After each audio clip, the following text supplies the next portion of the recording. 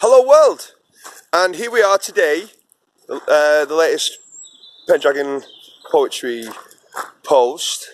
That's Rydal Mount, where William Wordsworth spent the last 40 years of his life. That's Rydal. This is, it says, Dora's field.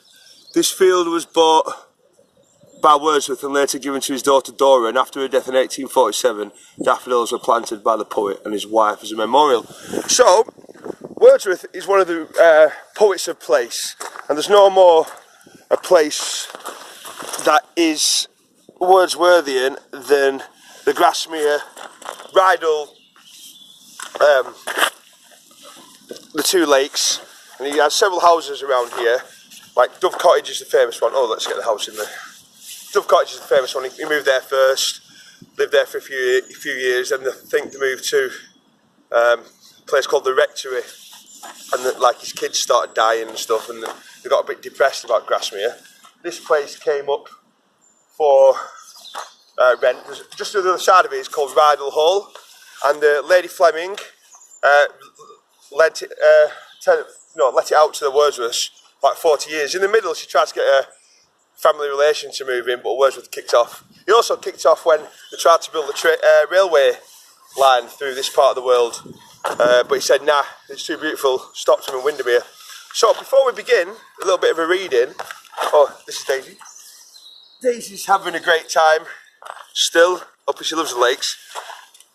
This morning I actually wrote some poetry myself, so I'm just going to read what I've got so far. I'm going to finish it here, something to do with those peaks in the distance. Anyway, there comes a time for mental reflection when a man turns 42, 43. Brazen youth burns to circumspection. I wander as a cloud with wee Daisy through Grasmere on a January morn, just me, her, and dawn's first fell-top fancy. These moments see a memory reborn of Wordsworth strolling gaily to town end, dreaming his Mary and the Matterhorn. A little later, let the world ascend up steep slope Rydal Mount in thought enshrined above the waters as the clouds suspend. Ooh, it's getting a bit windy, so this is probably going to be a really windy post. This should get a microphone and that. Anyway, so you've got the rough story about Wordsworth. I'm just going to read you something that he wrote here, which I was here earlier on, and I know what I was talking about with the stars, the way the stars sort of hang on the mountains. It's such a beautiful spot, actually.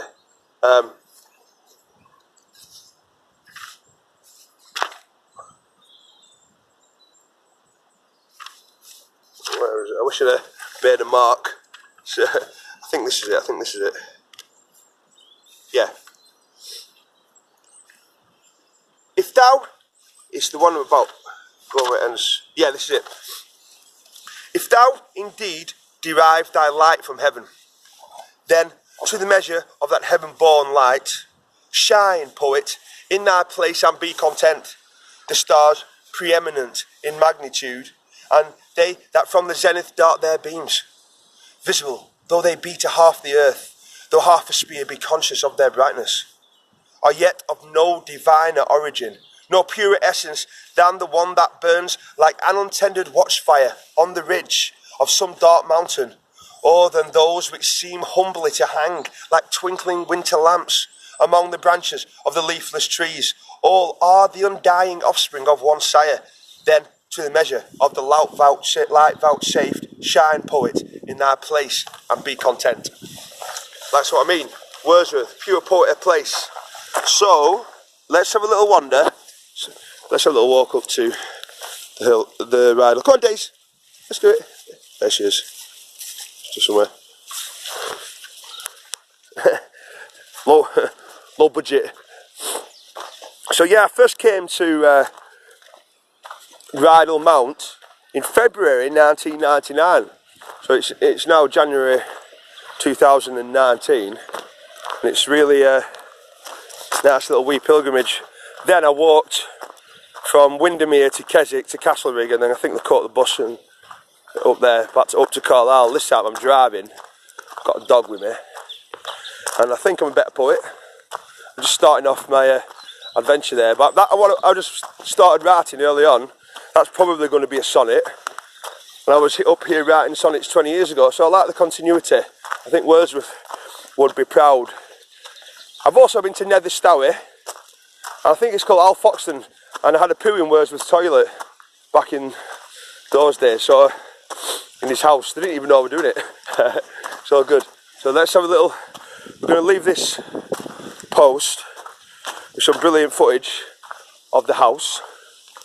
Oh, it's really funny, we were here early on in the morning, pitch black. I'm sure Daisy got into a fight with a fox or a badger. Yeah. So that's the Wordsworth's house. I actually went in there 20 years ago and there was a photograph of William Wordsworth's sort of great grandson or something. Yeah, let's have a look at that.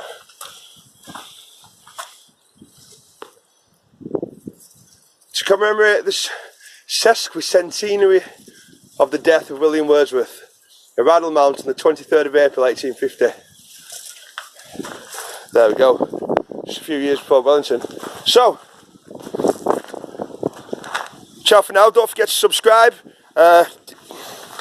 Put it here. Don't forget to subscribe. Donate. Me and Daisy know how to get about. It's not too fair.